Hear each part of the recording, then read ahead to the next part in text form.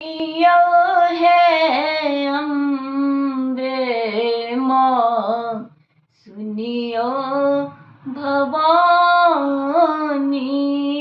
सुनियो है अम्बे माँ सुनियो भवानी।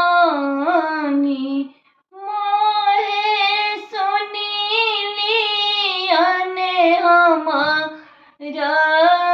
पुकार है, मोहे सुनी लियाने हमारा पुकार है। पापी के तरनवा धर्मी के तरन, सेवक के